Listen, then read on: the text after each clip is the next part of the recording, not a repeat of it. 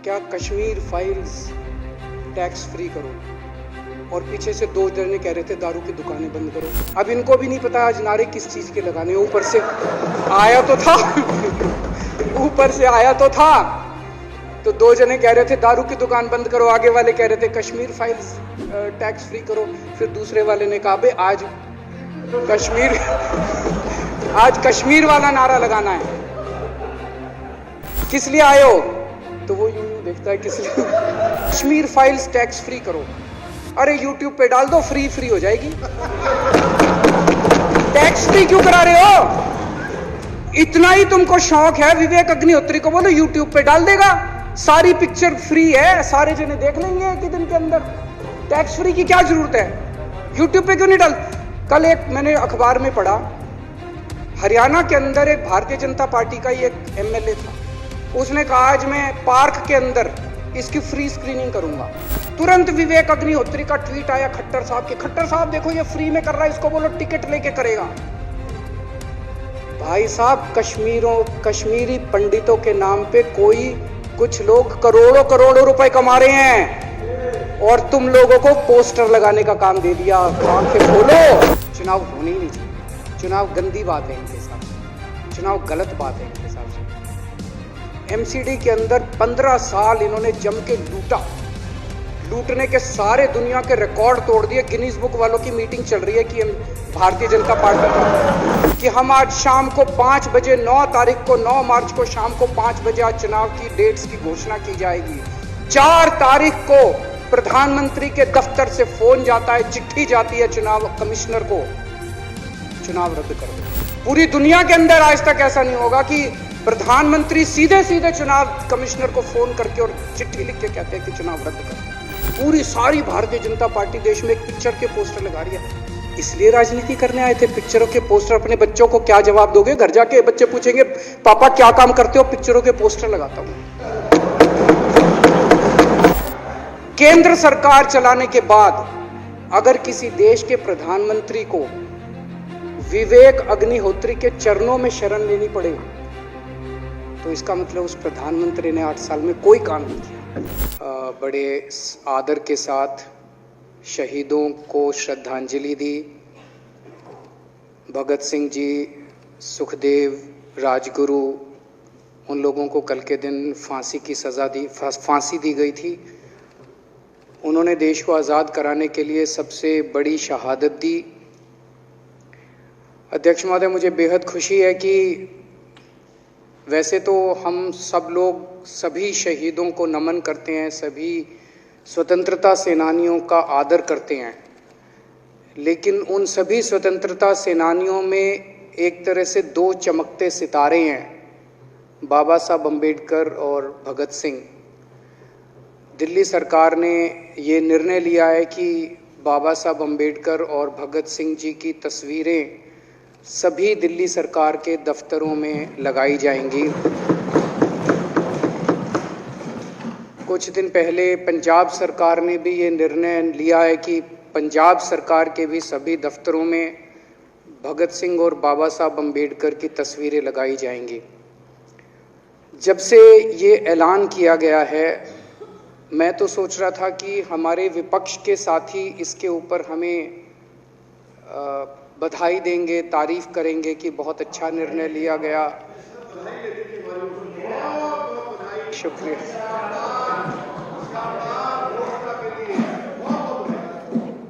लेकिन जब से ये ऐलान किया है कि इतना, यहाँ तो कहने के लिए कह दिया, बाहर एक मिनट मेरे को पूरा, हमें इतना क्रिटिसाइज किया जा रहा है। बीजेपी वाले कह रहे हैं कि बाबा साहब अम्बेडकर और भगत सिंह की क्यों लगाई, सावरकर की क्यों नहीं लगाई, हेडगेवार की क्यों नहीं लगाई? तो मैं कह रहा हूं भाई सावरकर की और हेडगेवार की तुम लगा लो। अब देखो जो बोल रहे थे उसमें तो किसी ने टिप्पणी नहीं की। मैंने कहा भाई सावरकर की बोल रहे हैं, सावरकर की और हेडगेवार की तुम लगा लो, हम बाबा साहब अम्बेडकर की और भगत सिंह की लगा लेते हैं। कांग्रेस वाले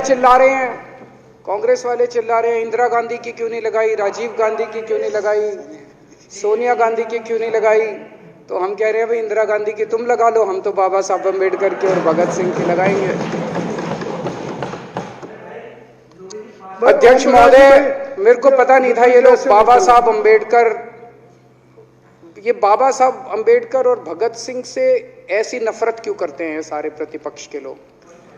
मैं आपको बताता हूं क्यों करते हैं, और खासकर बीजेपी वाले बाबा साहब अम्बेडकर से इतनी नफरत क्यों करते हैं, मैं बताता हूं आपको।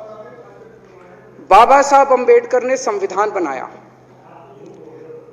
मैं बता देता हूं आपको, आप भी सेटिस्फाई हो जाओगे।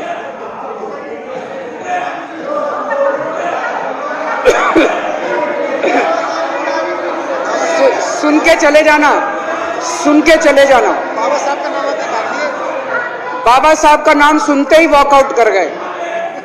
बाबा साहब का नाम भी नहीं सुनना चाहते। बाबा साहब अम्बेडकर का नाम सुनते ही सुन तो लो, सुन तो लो। वो तमाशा, और ये सब कुछ जो इन्होंने बोला वो सच बोला। सुन तो लो।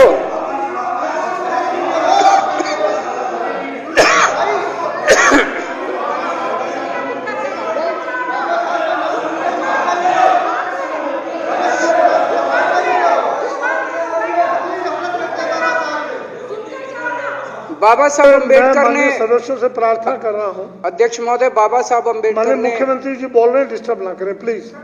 नहीं, ये कोई तरीका नहीं। सत्य कौन बोल रहा था? सत्य क्या बिजुली जी ने बोला? सब आप बैठ जाइए। अब बाबा साहब अम्बेडकर ने देश का संविधान बनाया। संविधान में लिखा उन्होंने कि भारत के अंदर जनतंत्र होगा। इस जनतंत्र के अंदर चुनाव होंगे। चुनाव में जनता वोट डालेगी। वोट डाल के जनता अपनी सरकार चुनेगी। वो सरकार लोगों के सपनों को पूरा करने के लिए काम करेगी। बीजेपी को ये पसंद नहीं है। बीजेपी नहीं चाहती चुनाव हो। बीजेपी चाहती है कि चुनाव खत्म हो जाए। चुनाव होने ही नहीं चाहिए। चुनाव गंदी बात है इनके हिसाब से। चुनाव गलत बात है इनके हिसाब से। एमसीडी के अंदर 15 साल इन्होंने जम के लूटा। लूटने के सारे दुनिया के रिकॉर्ड तोड़ दिए। गिनीज बुक वालों की मीटिंग चल रही है कि भारतीय जनता पार्टी का नाम आने वाला है गिनीज बुक के अंदर एमसीडी का और बीजेपी वालों का। शानदार इन्होंने परफॉर्मेंस किया है। 15 साल के अंदर इन्होंने लूटने में कोई कसर नहीं छोड़ी। लूटने के बाद जब जनता में त्राही त्राही मच गई, लोग दुखी हो गए 15 साल के इनके शासन के बाद, और जनता ने मन बना लिया कि इस बार इनको मजा चखाएंगे और गुस्सा जाहिर करेंगे। चुनाव आयोग ने ऐलान कर दिया कि हम आज शाम को 5 बजे 9 तारीख को 9 मार्च को शाम को 5 बजे आज चुनाव की डेट्स की घोषणा की जाएगी। 4 तारीख को प्रधानमंत्री के दफ्तर से फोन जाता है, चिट्ठी जाती है चुनाव कमिश्नर को, चुनाव रद्द कर दो। पूरी दुनिया के अंदर आज तक ऐसा नहीं होगा कि प्रधानमंत्री सीधे सीधे चुनाव कमिश्नर को फोन करके और चिट्ठी लिख के कहते हैं कि चुनाव रद्द कर दो। इसलिए ये नफरत करते हैं बाबा साहब अम्बेडकर से। ये कहते हैं बाबा साहब अम्बेडकर नहीं होता तो जनतंत्र नहीं होता इस देश के अंदर। कल एक बीजेपी का बड़ा नेता मिला, बोला जी मैंने तो अपने बीजेपी के बड़े नेताओं को बोल दिया ये चुनाव उनाव का चक्कर छोड़ो, एमसीडी में भी एनडीएमसी जैसा कर दो। मैंने कहा इसका क्या मतलब? वो बोले जैसे एनडीएमसी में चुनाव ही नहीं होते, एनडीएमसी में केंद्र सरकार नॉमिनेट कर देती है, बोले जी एमसीडी में भी यही हो जाना चाहिए। अध्यक्ष महोदय, इनका बस चले ना इस देश के अंदर सारे राज्यों में और देश में चुनाव कराना बंद कर दें। इसलिए ये नफरत करते हैं, इसलिए बाबा साहब अम्बेडकर से नफरत करते हैं ये लोग। बाबा साहब अम्बेडकर चुनाव की प्रक्रिया रख के गए थे, इनका बस चले तो ये चुनाव कराना बंद कर दे। कह रहे हैं हम तीनों एमसीडी को यूनिफाई करना चाहते हैं। अरे 7 साल थे तुम्हारे पास, सो रहे थे क्या 7 साल से? कहां थे तुम लोग 7 साल से? क्यों नहीं तुम लोगों ने क्यों नहीं तुम लोग यूनिफाई करने के लिए पैसे चाहिए? क्यों नहीं तुम लोगों ने यूनिफाई किया 7 साल से? चुनाव के 1 घंटे पहले तुम लोग चिट्ठी लिख रहे हो, अब सो के जागे हो कि अब यूनिफाई करोगे। तो यूनिफाई नहीं करना, चुनाव टालने हैं, क्योंकि हार रहे हैं। मेरी हाथ जोड़ के विनती है, हार जीत लगी रहती है। कभी ये पार्टी हारती है, कभी वो पार्टी हारती है, कभी आज बीजेपी हारती है, कभी आम आदमी पार्टी भी हारती है, कभी कांग्रेस हारती है। देश बड़ा है, देश की सोचो। आज आम आदमी पार्टी है, कल आम आदमी पार्टी हो सकता है ना हो। आज बीजेपी है, कल बीजेपी हो ना हो। आज केजरीवाल है, कल केजरीवाल नहीं होगा। आज मोदी जी हैं, कल मोदी जी नहीं होंगे। कोई बड़ा नहीं है, देश बड़ा है, मुल्क बड़ा है, कौम बड़ी है, समाज बड़ा है। देश को नहीं झुकने देना, देश को नहीं टूटने देना, देश को नहीं किसी भी हालत में देश पे आंच नहीं आनी चाहिए। ये लोग देश के साथ खिलवाड़ कर रहे हैं, ये लोग संविधान के साथ खिलवाड़ कह रहे हैं। हम यूनिफाई करना चाहते हैं। इन्होंने एक चिट्ठी लिख दी चुनाव आयोग को कि हम तीनों एमसीडी को यूनिफाई कर रहे हैं, इसलिए चुनाव टाल दो। चुनाव आयोग ने चुनाव टाल दिया। कल को दिसंबर में गुजरात के चुनाव हो रहे हैं। अब जनता कह रही है ये गुजरात हारेंगे।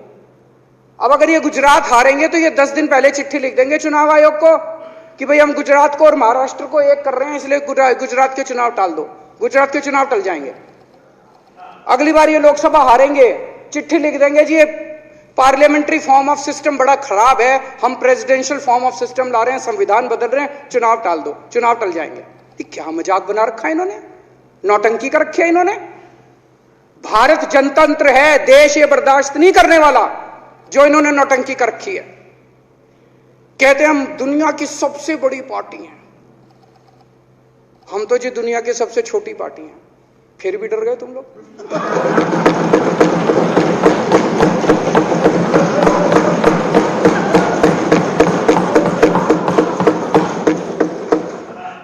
दुनिया की सबसे बड़ी पार्टी दुनिया की सबसे छोटी पार्टी से डर के भाग गई। क्या कायर हो यार।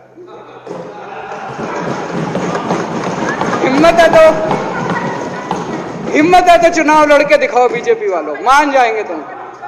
हिम्मत है तो चुनाव लड़के दिखाओ। कहते हो 56 इंच का सीना है, नहीं तो मान लो 56 इंच का सीना नहीं है, झूठ। नहीं तो मान लो कुर्ते के नीचे 56 इंच का सीना नहीं है, झूठ है ये। कल मैंने देखा, आपको भी बुरा लगा, मैं आपके कमरे में जब चाय पीने आया, आपने मेरे साथ अपना दुख शेयर किया कि जब एलजी साहब ने भाषण शुरू किया, ये सारे खड़े हो गए नारे लगाने। क्या कश्मीर फाइल्स टैक्स फ्री करो, और पीछे से 2 जने कह रहे थे दारू की दुकानें बंद करो। अब इनको भी नहीं पता आज नारे किस चीज के लगाने। ऊपर से आया तो था ऊपर से आया तो था, तो 2 जने कह रहे थे दारू की दुकान बंद करो, आगे वाले कह रहे थे कश्मीर फाइल्स टैक्स फ्री करो, फिर दूसरे वाले ने कहा बे आज कश्मीर वाला नारा लगाना है। तो जैसे रैलियां होती हैं उसमें कुछ टीवी वाले माइक लगा देते हैं कि हाँ जी किस लिए आए हो, तो वो यूं यूं देखता है किस लिए।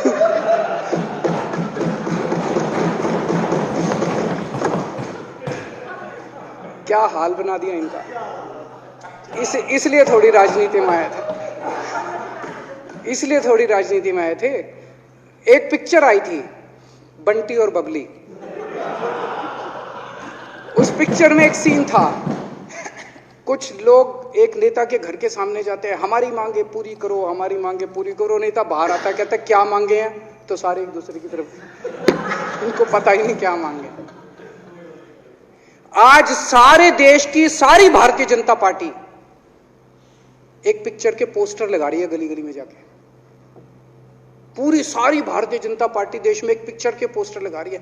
इसलिए राजनीति करने आए थे, पिक्चरों के पोस्टर। अपने बच्चों को क्या जवाब दोगे? घर जाके बच्चे पूछेंगे पापा क्या काम करते हो? पिक्चरों के पोस्टर लगाता हूं।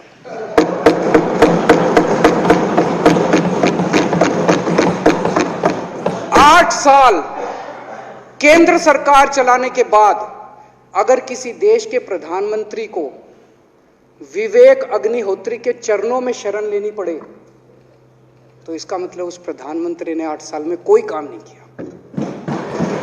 8 साल खराब कर दिए। बताओ, विवेक अग्निहोत्री के चरणों में उनको शरण लेनी पड़ रही है, बचा लो बचा लो बचा लो। अगर किसी प्रधानमंत्री को कह रहे हैं कश्मीर फाइल्स टैक्स फ्री करो, अरे यूट्यूब पे डाल दो, फ्री हो जाएगी। टैक्स फ्री क्यों करा रहे हो? इतना ही तुमको शौक है, विवेक अग्निहोत्री को बोलो यूट्यूब पे डाल देगा, सारी पिक्चर फ्री है, सारे जने देख लेंगे एक ही दिन के अंदर। टैक्स फ्री की क्या जरूरत है? यूट्यूब पे क्यों नहीं डाल? कल एक मैंने अखबार में पढ़ा, हरियाणा के अंदर एक भारतीय जनता पार्टी का ही एक एमएलए था, उसने कहा आज मैं पार्क के अंदर इसकी फ्री स्क्रीनिंग करूंगा। तुरंत विवेक अग्निहोत्री का ट्वीट आया खट्टर साहब के, खट्टर साहब देखो ये फ्री में कर रहा है, इसको बोलो टिकट लेके करेगा। भाई साहब, कश्मीरी पंडितों के नाम पे कुछ लोग करोड़ों करोड़ों रुपए कमा रहे हैं और तुम लोगों को पोस्टर लगाने का काम दे दिया। आंखें खोलो, क्या कर रहे हो तुम लोग? वो करोड़ों कमा गया, कश्मीरी पंडितों के नाम पे करोड़ों कमा गया और तुम लोग पोस्टर लगाते रह गए। क्या हाल बना दिया तुम लोगों का यार, आंखें खोलो तुम लोग।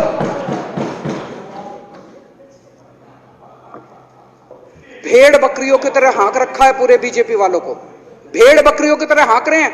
एक दिन बोले 3 का कृषि कानून लेके आए हैं, बहुत शानदार है, और फिर नीचे मैसेज आया भाई सारे जने तारीफ करो मोदी जी की। सारे बोले वाह मोदी जी वाह, क्या मास्टर स्ट्रोक है। और मेरे को याद है इसी सदन के अंदर इन लोगों ने उन 3 कानूनों की खूब तारीफ की थी, बोले क्या मास्टर स्ट्रोक है और क्या शानदार कानून लेके आए। 1 साल के बाद फिर आया भाई 3 कानून वापस ले लिए, बोलो फिर तारीफ करो मोदी जी की, भाई कानून बेकार थे मोदी जी। क्या इसी सदन के अंदर इन लोगों ने इतनी बेशर्मी, दिमाग पे ताला लगा रखा, इन्होंने कहा वाह मोदी जी वाह, क्या 3 कानून खराब थे आपने वापस ले लिया, देश को बचा लिया। क्या मास्टर स्ट्रोक, ये क्या हाल बना दिया आप लोगों का यार। फिर थोड़े दिन बाद बोले भाई दारू की दुकानों के खिलाफ करो, फिर सारे जने दारू की दुकान बंद करो, दारू की। अब दारू ठीक हो गई दिल्ली में, आजकल तो शोर नहीं करते तुम लोग।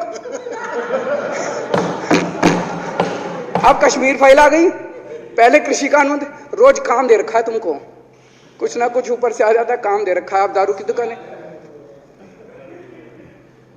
मेरा एक ही निवेदन है मेरे बीजेपी के साथियों से, आप तो अपने ही हो, आप तो सब अपने, मेरे छोटे भाई बड़े भाई बिदुरी साहब तो बड़े भाई है मेरे, आप तो सारे अपने हो यार। थोड़ा सा देश के बारे में सोचो यार, थोड़ा देश के बारे में सोचो। हिटलर भी जो था वो कम से कम अपने चमचों को नौकरी देता था, रोजगार देता था। इतिहास उठा के पढ़ो, उसने रोजगार तो दिया था। इन्होंने क्या दिया आपको? आपके बच्चों को नौकरी दी, आपके घर में कोई खाने पीने का इंतजाम करा, आपकी बिजली का इंतजाम करा। केजरीवाल काम आता है आपके भी घर की बिजली फ्री कर रखी है। दिल्ली के 12 लाख बच्चों को नौकरी दी है मैंने, स्कूल ठीक कर दिए, अस्पताल ठीक कर दिए। आपके घर में कोई बीमार हो, केजरीवाल दवाई पहुंचाता है, मोदी दवाई नहीं पहुंचाता। केजरीवाल काम आया। मैं बीजेपी के सारे कार्यकर्ताओं से कहना चाहता हूं, थोड़ा सा दिमाग खोलो। बीजेपी के सारे सपोर्टर्स को कहना चाहता हूं, थोड़ा सा दिमाग खोलो। ये भेड़ चाल बंद करो, भेड़ बकरियों की तरह हाँक रहे हैं ये आपको, ये सब बंद करो। दिमाग खोल के सारे जने बीजेपी छोड़ के आम आदमी पार्टी में आ जाओ।